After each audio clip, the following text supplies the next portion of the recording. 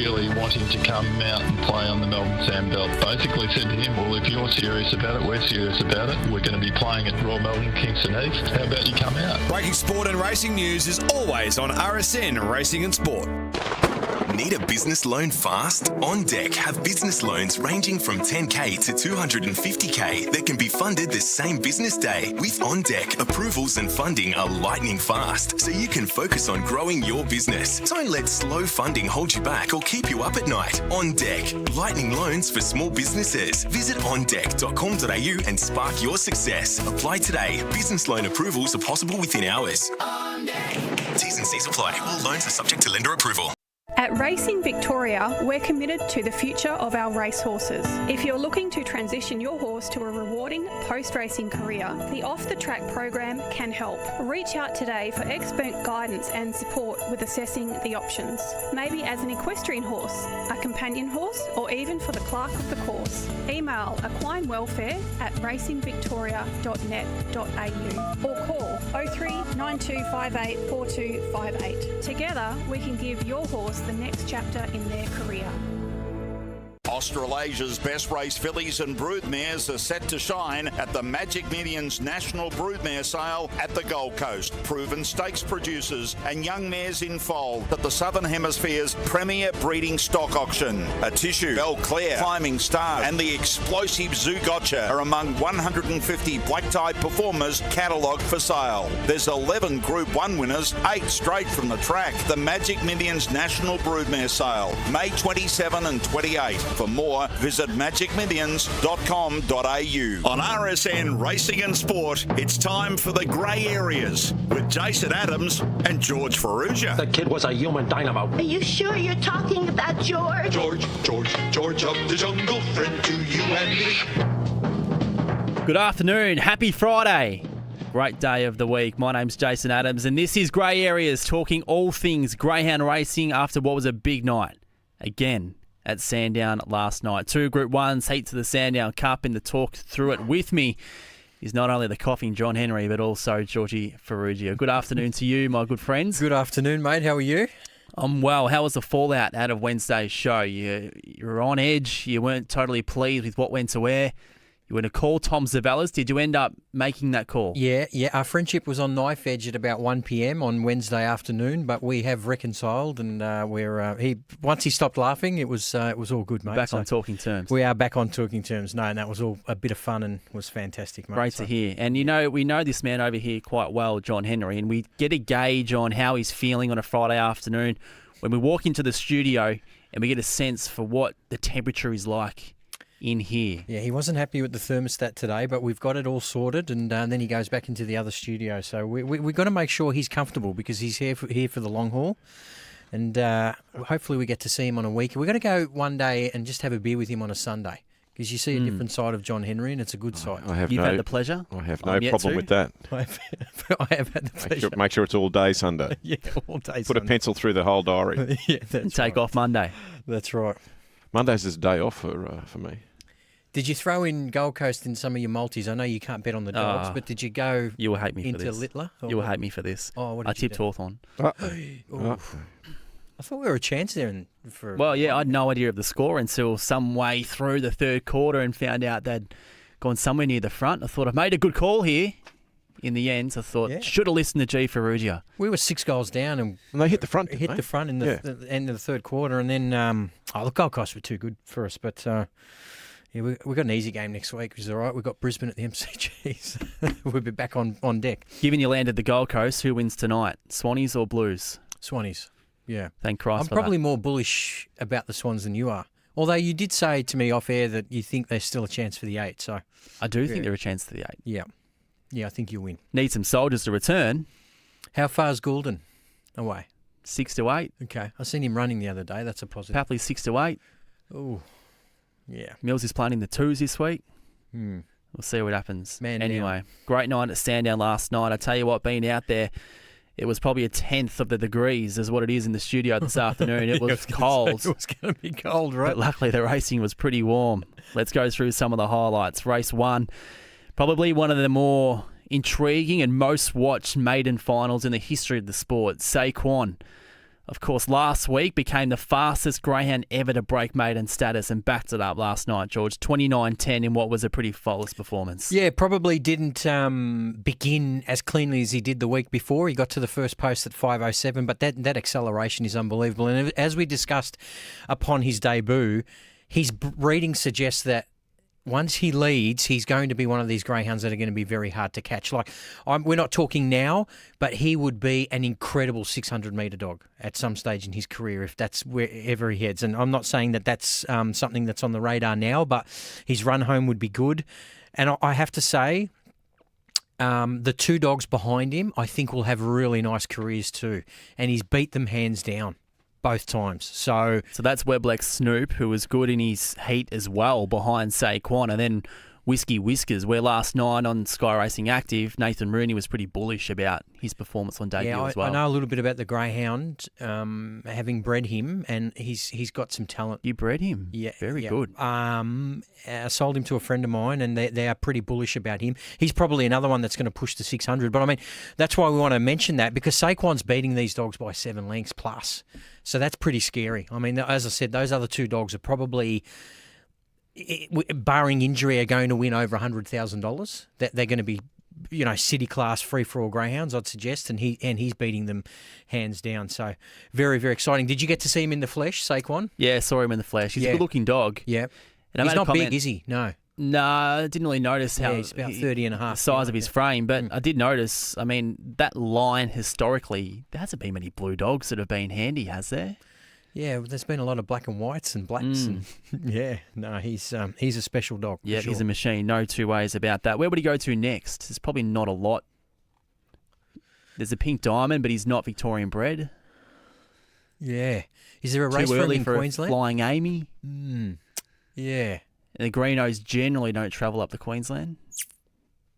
There might be a Wentworth Park race or something coming up, I'd say, yeah. I think they're hesitant to go there as well. And the Greenos are very good at this. Let's not pick out a race. They might just say, let's get him through the grades. He's won 2 races. Let's just push him through the grades and see how we go. There might be a 1-4 heat and final that he can win somewhere, and at Warragul and run 25-30, and it just adds to the mystique of this greyhound. Yep, he's a gun, no two ways about that. All right, let's move on to some of the other performances on the night. Of course, heats of the Sandown Cup were at the 4. Let's go through them one by one. And Passmark, who we hadn't seen for 2 months before last night's run, and he was sublime. It was one of the career highlights for him, the way that he performed. Eclipsed his PB by a mile and made his way through along with Double Denim. Yeah, look, he's always been a very good stayer, or a very handy stayer, but he almost went to another level last night, didn't he? Once he found the top, his sectionals were really good. When you're running under 6:10 to the first split, you're going to be vying for the lead, and he was able to do that. Double Denim's run was good behind. I thought Max Capacity was really flat in that last bit of the race. He sort of lobbed. I know he got into a bit of trouble, but he lobbed into a position where he's a greyhound that gets to the line okay, and he sort of didn't run it out. That's not the max capacity we've seen in the last couple of months. But, when they're running 41.59 out in front, it's probably, it makes it look worse than it was. It's hard work. He was very good. Was Passmark at the boxes here at Hillsville for the first leg of the quaddie. And what does the market look like for this one? We've got a short price favourite in Angry Frankie out from the pink. Angry George on Wednesday. He wasn't happy. $2.40 into $1.85. Let's get on track with Victoria Shaw for race 5, which, as it always is, the first leg of the quaddie. Jason, thank you as we get set here at Healesville, and welcome everyone in here, the first leg of the main quaddie. So good luck everyone with your bets here from the Ville, and a big thank you to Mr. Hummer Limos. Angry Frankie is the well-supported favourite here, running from box number 8 for Stephen Collier as we wait the amber light to be switched on. Drawn alongside Mobile Lad. Bullseye Bob's come in for a little bit of support as well. The reserve running from box number 4. And Bullseye Bob, if we go back 4 starts ago, was second in 19 and 68 from box number 7, running from box 4 here today. But Angry Frankie has been certainly racing in stronger company and looks well placed here as we get set for a start. Amber Light about to switch to green, $1.70 now for Angry Frankie with the fixed market odds, running with the pink rug. The green light is switched on. We're ready to run. Race 5 set to fly. And then often chasing Angry Frankie, a nice start. Mobile Lad going forward nicely as well. Irish Brew with good early speed on the inside. Looks to be Sarah Louise, Sassy Panama, Nick's Mate just off them as they tear up the straight here. Angry Frankie now gets towards the inside and gets out in front to lead. So it's Angry Frankie railing along from Irish Brew into second position.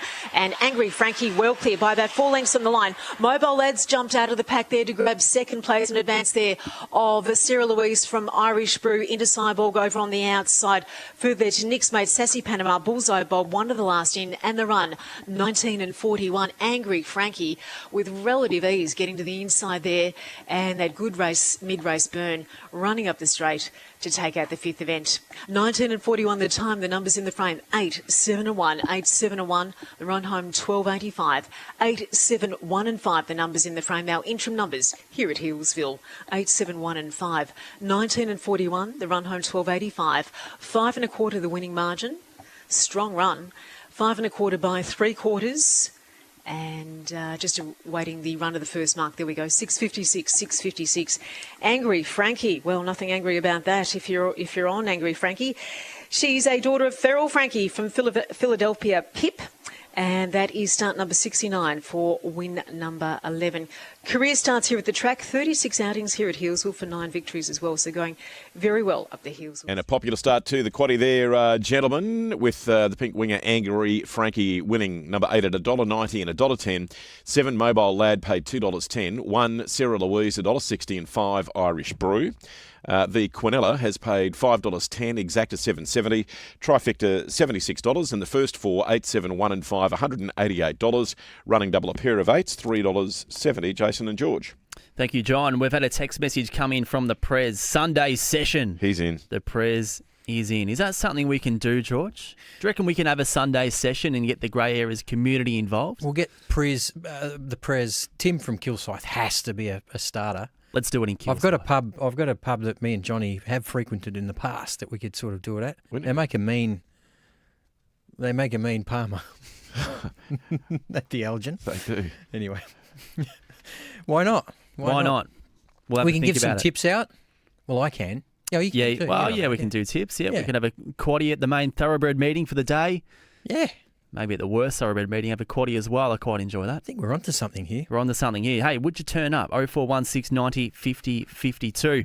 Back to the heats of the Sandown Cup last night. The second one was won by Mapunga Surprise, defeating Henry Intention, and she was good. I mean, there was drama, and there was drama in a few of these races, and in this one, it was in Vendel Trace who lost concentration, turning for home.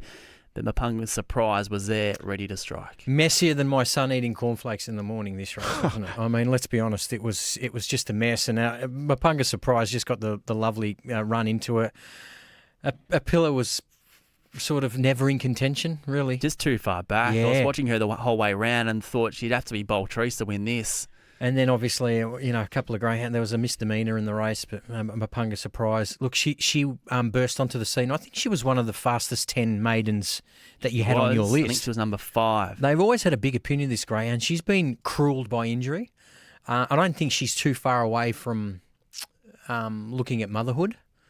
I would suggest she's had some injuries, but this is a real nice cherry on top for her to make a Sandown Cup. Can she win it next week? Probably not. Mapunga Surprise at her best would be a 41.60 dog, I've got no doubt. But, yeah, she had a bit of luck to win, but she's been a class animal and deserves her spot. Heat 3, we saw the most impressive, arguably, performance of the heats with Lady Wilson camping off the leader, which is Barake Summer, and he folded up like a deck of cards in the turn for home, and Lady Wilson was there ready to strike. And we knew she trialled really well the week prior over the 5.95, and she's transferred that into a big win last night. Look, there was stages where interstate greyhounds would come here, Jace, and incredibly not have a look at the track, which I found amazing. And I think, not that it still happens. Yeah, it's not a new thing or a fad that they're starting now, but that you've got to have a look at the track. And she had a look at the track last week. She went impressive and was just her run home time, Jace. You would have some race data around it. Haven't put it together yet, but I will. I would suggest that she would be right up there. Running 41.53 sort of reminded me of Ella's babe's mum, Ella Enchanted. Running those 41.5s and just powering to the line, a proper stayer. So No, it was a terrific victory and drawn well in the final. And it's an opportunity for her. I mean, there's a lot of greyhounds around who are fast, and she's been fast so far in her career, but now it's about the transition, doing that in good races consistently. So big opportunity for her from that point of view too. Yeah, absolutely. Have we got some odds out yet? Fixed odds? Well, we'll go through the last heat. Yeah, we'll go through the last heat. So Star Stay was the one that was runner-up to Lady Wilson in that heat, and also progresses through to the final. And speaking of messy races, this was another one where Tammy McIver just lost the compass totally past the 595 boxes, and Miss Mary Jo and Raiders Guide, who's a big threat in the final, were able to progress. Yeah, the funny thing with Raiders Guide is his first split, Jace, of 6:27. We know at his best he can go quicker than that, so that's where he's going to have to improve if he will be a chance in this. But you're right. I mean, Tammy McIver was in a good position, and then, you know, what happened just wasn't really concentrating too hard. So Miss Mary Jo gets through.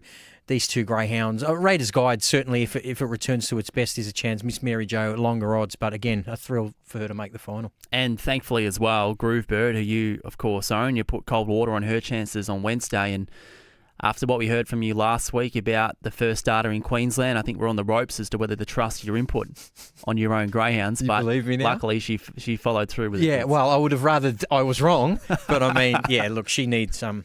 Yeah, she needs a couple of runs under her belt. She's not a genuine stayer. Like, she needs to be rock hard fit. But you've got to have a throw at the stumps in races like this, don't you? Clearly, and she's good enough. That is for sure. All right, box draw, and from the inside out, Mapunga Surprise 1, Lady Wilson 2, Star Stay 3, Henry Intention 4, Raiders Guide 5, Miss Mary Jo 6, Double Denim 7, Pass Mark 8, and the favourite, which would have been expected, is Lady Wilson around $2.30. Yeah, going to be very, very hard to beat. I don't mind where Pass Mark's drawn. He can show speed and just stay out of trouble out there. Double Denim's got a little bit of speed, so that's an interesting battle between those two. But it's really hard to go past Lady Wilson, isn't it? The way she handled Sandown last week. She's had another look on the track now. Incredibly hard to beat. Yeah, there won't be any speed at all from Star Stay in box 3 and Lady Wilson for what she did last night. She's going to be right in the thick of it. And Pass Mark, I know internally, and big fan of the show, Jay Sharp, was a bit concerned about how well and whether he was ready to perform at his best last night. But in the end, he was wrong because it was a career best performance. So he's going in a little bit bullish into that man's next week's often final. wrong. So more often than not. Yeah. That PB is fantastic. I mean, when you start running 41.60s, I mean, it was a terrific win. So you've got to go in with a little bit of confidence if Lady Wilson, for some reason, gets caught up a bit. But again, once that race data comes out, we'll chat about it on Wednesday, Jace, about her run homes, and I would suggest her run home would have been far superior to a few of these that she takes on next Friday night. Yeah, for sure. Okay, we've had some text messages come in and some varying ones as well. So once we've dabbled out the bait in terms of having a Sunday session at some point, we've had a text in from Daniel Hibben, Mr. Nathalia. What did he say? Sunday session, I'll be there with the sash. Done. Mr. Nathalia there with the sash. So we've got about 4 or 5 already. We only need a group of 10. Yeah, and the other side of the fence is we've had a text message come in from number ending in 431. Rather go to trial 40 after the last at Warragul on a Tuesday night than drink with you blokes. Yeah, but we know who this bloke enough. is. This is a guy who gets into greyhound photos and he doesn't even own the dog. So, I mean, we're talking... Not even sure what you're talking about here. I think it's the guy. I think we know who we're talking about. Is this Jay Sharp? I don't know. I'd have to double check. Oh, I think it is. Yeah. Anyway, another text message. G'day, guys. How good do you think Kenya Explode can be after running 19.11 at Hillsville in the last at Sunday, racing at Bendigo today? It's very quick, isn't it? Once you start getting down into that time. I haven't had a good look at that greyhound's form, but we will. We'll certainly look at that before the end of the show. All right, 2 Group 1s that were run last night. The Sapphire Crown was the first of them and won by Born Model. And a great performance it was. And let's talk about the race firstly, George, because she's gone 4.96 at the first mark, which is roaring. 18.63 to the back, which isn't far off what Saquon ran in the opening race. Of course, the attention surrounded Dashing Sleigh. Lakeview Emily. They got caught up a little bit, and Dashing Slay, as much as she found some drama, I thought the run was very, very admirable in defeat. But Born Model held off Lakeview Emily, which isn't an easy thing to do. No, it isn't. I mean, she had two. You'd say they'd be in the top 3 or 4 greyhounds in the country, female greyhounds in the country, Lakeview Emily and Dashing Slay. And people say, oh, well, you've got box 1, but you still have to do what you need to do off box 1. And she had to break 5 seconds early to get into that position, and it was a terrific win. I love these stories around hearing that David Peckham hadn't even been to Sandown. I think hadn't set foot on Sandown before this series, and now he's a Group 1 winner with Born Model. These sort of heartfelt stories are fantastic for our sport. So well done to David and the team, and take nothing away from Lakeview Emily and Dashing Slay. They were very good behind Yeah, indeed. It was such a win that was clearly charged with emotion. There was fist pumping going on after the race, and let's take a listen to Dave Peckham after the win last night. Just awesome and a pleasure to train, and makes it even better when it's one that you bred and reared, and done it all with the help of Christine's part of the team, and we've travelled over here last week and this week together. It's been just fantastic to, like we said, last week was first time over here, now Group 1 trainer. What a feeling. I helped whelp this baby. We whelped her, and I can't believe it. Amongst the team, as long as she gets around safe tonight, that was the expectation we had, was to get her home safely, and if we finished in top 3 or 4, that'd just be icing on the cake. So, that was as far as expectations went. He's going up to buy champagne right now.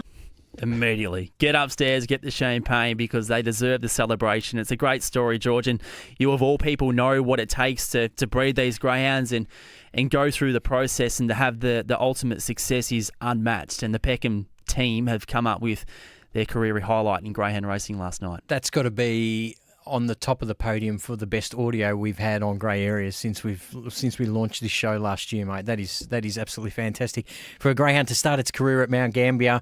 Obviously, they're from SA, and then to continually improve. I mean, she went 29.64 last week, and she's knocked another 5 lengths off that to win last night.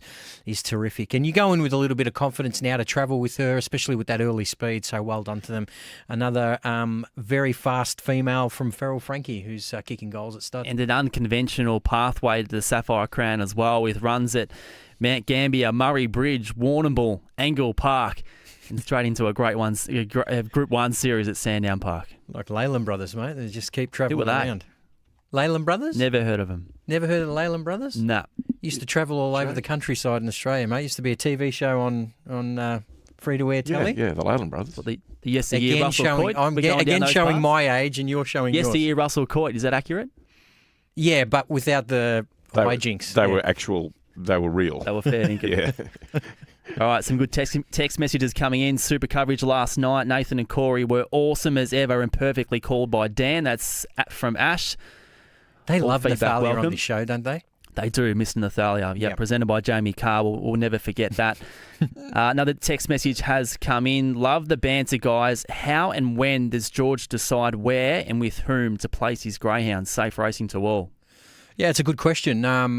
Probably at a pre-racing stage, pre-training stage, when they're about 16 or 17 months old, you get a gauge as to the ability of a greyhound, and then you can place them as such. The best greyhounds, obviously, I predominantly like to leave here in Victoria, and then there's so many great options across Australia for different grades of dogs. So, yeah, no, it's a good question. And speaking of different grades and dogs and placing them interstate, wait for the Ferrugia files later on, where we go through a couple that are going around at Rockhampton on a Sunday afternoon. I have to be on the ball here, because I'll get another audio from you, another stitch-up on the Wednesday. Don't stitch up the listeners, that's the bottom line. Well, absolutely not. Group 1 Harrison Dawson final, won by Flying Zulu, and this was a race where the leader was going to be hard to beat. We thought Tim Zhu was in the box seat because of his box draw. He had to work hard. He was stuck outside of other greyhounds throughout running, which isn't the place for him to be. And while that was happening, Flying Zulu was out in front, and it was a peak performance, because I mentioned not long ago there was a race at Sandown where he didn't look like the real Flying Zulu. So I think it goes to show the reflection of the Thompsons, and timing his run to perform the way he has last night was superb. Yeah, it was an incredible victory. He's one of those greyhounds that throughout his career has been a little bit hit or miss at box rise, isn't he? So I thought from box 7 it was going to be a fair challenge from where he was, especially the form of the greyhound drawn next to him in Deadly Avenger, who, by the way, ran one hell of a race. But when you see a dog like Flying Zulu out in front, Jace, I mean, did you just say this is over? Did you think that straight away? Because that's what I thought. Once he landed on the bunny, I didn't really worry about who was behind him. I don't think he was going to get run down. He's just such a terrific greyhound. That amazing PB of 28.82, is it? I think, or 28.84. No, he's just a terrific greyhound. Just nailed the start and did everything right. And you're right. I mean, there's so little separating these greyhounds that, you know, if you can lead, you're going to be hard to run down. Deadly Avenger was outstanding. Mapunga Reward, I mean, just zigzagging his way through and doing what he did to run. He was third. massive. He ran Deadly 29. Avenger's so tough as well. Yeah, Deadly Avenger went up another notch in my book, Jace. I mean, even in defeat. I mean, the way he stuck on with Flying Zulu, who's a terrific greyhound, and as I said, Mapunga Reward. I'd like to see his run home again, Mapunga Reward. It would be incredible. Astronomical. Yeah, I'll get that together within the next couple of hours and head to grv.org.au/race data for all of that information. But a great night it was at Sandown last night. Another text. Jason, can't believe you've never heard of the Leyland brothers. You obviously had a deprived childhood. Damo How old from do you Chelsea. have to be to know these blokes? Yeah, I think it's more about your age rather than having a deprived childhood. But, yeah, I thought the Leyland brothers Damo sort and of... Chelsea, thanks for your input. I think the Leyland brothers, even after they were off air, right, John, would this be safe to say that they were still... a famous name among Australian people? Like, who do you think you are? Yeah, the and they Leyland were brothers? also they were also the target of many a comedy skit as well. You know, the people that take the pee out of them all the time. But they were brothers, and they genuinely in their day were committed to showing Australians outback Australia. Yeah. What was that other guy, Douglas? He used to be in the Northern Territory and catch goannas and stuff. Oh like that. yeah, Was it Michael not Michael Douglas. Albie. Albie. And Harry Butler.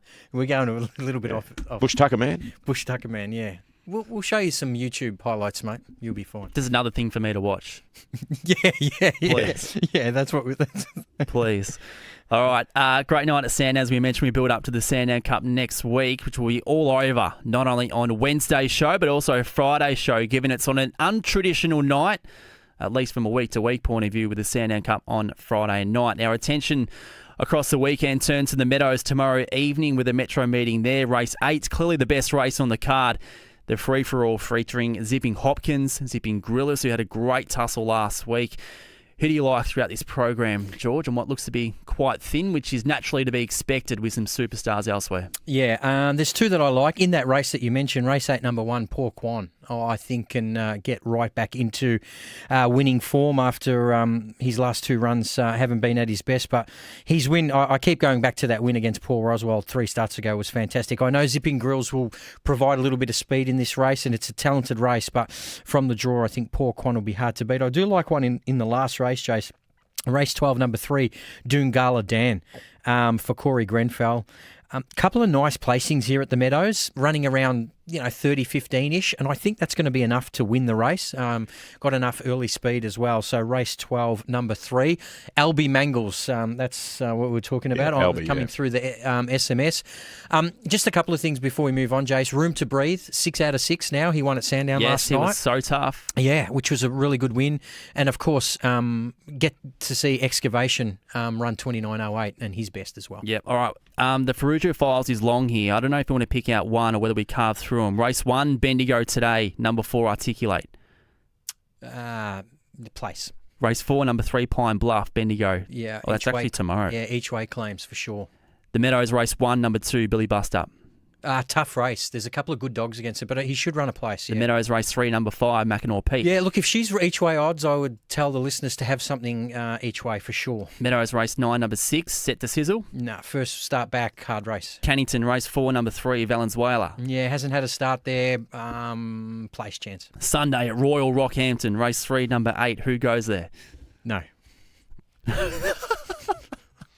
Race 7, number 3, Coronation Day. First start back, been trolling okay. Depends on the odds. Magnificent. John, have a great weekend. Hey, you guys, that was a George. good. That was quick. That was quick fire rapid All right, stuff. they're at Good the stuff. Boxers Hillsville. Before we get there, some text messages have come in. The perfect venue for Grey Area's Sunday Drinkathon will be George's Man Cave. Plenty of cold beers and what, George? Maltese pastizzis.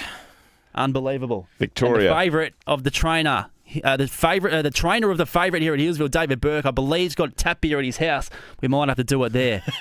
Here's Victoria for the 6th. From the 8th alley, we're about to find out. Jason, thank you as we get set here for the 6th event. Wild Venus, the favourite. Are we eyeing off another victory here at the track from box 8? We're about to find out. The green light is switched on. We're ready to run. Wild Venus, the favourite, and they're off and chasing. And Wild Venus probably a little tardy at the start. Red Gun Wars nicely away. Sonic Cyclone Corella with good early speed edging towards the centre, now near the inside. Brutal Power was away well. Now being headed by Aussie Savannah, who drives the rail from Corella across the track. Wild Venus starting to wind up in the centre, out deep there, Red Gun Wars. But out in front, Tycho, possibly Wild Venus from Corella, and a head bobber, another tight finish. Aussie Savannah was flying on the inside rail. Then we had Need You Now from Red Gun Wars just off them. Further there to Brutal Power, Hayfield Honey, one of the last in Sonic Cyclone, and the run 19 and 68, a three-way tussle on the line. Now possibly Wild Venus might have just got the bob from Cruella. Aussie Savannah's back near the inside, I reckon into 3rd place, but we'll await the final decision from the judge. Another tight go here at Hillsville, 19 and 68 the time as we await the numbers in the frame. Another close finish. They're under the first mark in 6:62, 19 and 68 the official race time. Hasn't been amended. And we're just awaiting the judge's decision here. So 6:62, the run to the first mark. Tight go. So Wild Venus, the favourite, has got up. Yes, number 8. Number 8 in the frame from number 6, Cruella, gallant in defeat. In 3rd place, number 1, Aussie Savannah, a good run.